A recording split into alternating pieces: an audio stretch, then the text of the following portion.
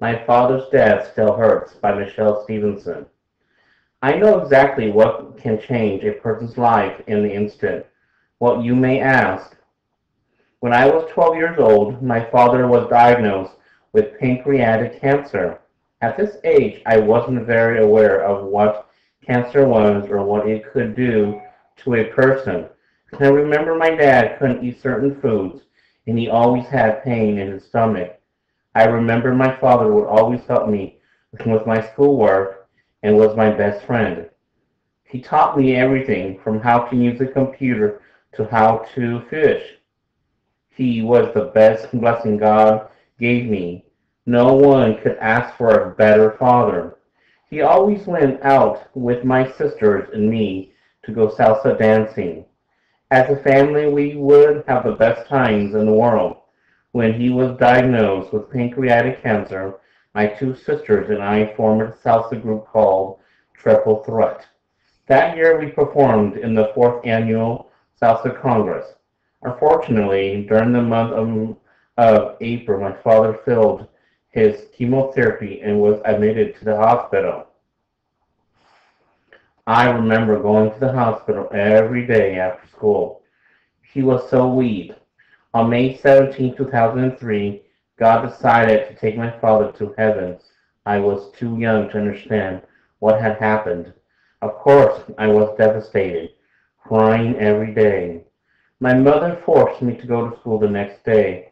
She said my father had always wanted me to do well in school. At that age, it didn't hit me as much as it does today. I miss him so much. I always wonder what it would have been like to have him here with me during my teen years. There's not one day when I don't think about him. I still cry at times. It's hard to lose a person that close. I was the most tomboyish of my three sisters, so that's most of the reason I was closest to my father. Nothing can take away that pain. The other day, my mother and I were talking. She, a widow at 42 years old, said she would try hiding her feelings and grieving from me because she didn't want to show me her pain. She said she would cry every day after dropping me off at school. She would try her hardest not to cry in front of me, and it showed me how strong she is.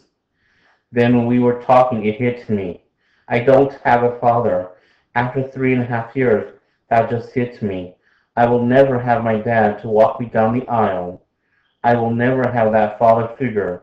And I lost my best friend who really understood me when I was growing up. It hurts me so. Although I may not have all those things, I try every day to realize how beautiful life is. Ever since his death, my family has gotten closer. We realize that we have each other, and that's what matters most. We have learned that family comes first before anything, and that's way it helped. I have also been really independent. I work, I do own school, I pay for my own phone bill, and soon will be able to afford my own car, and I dance.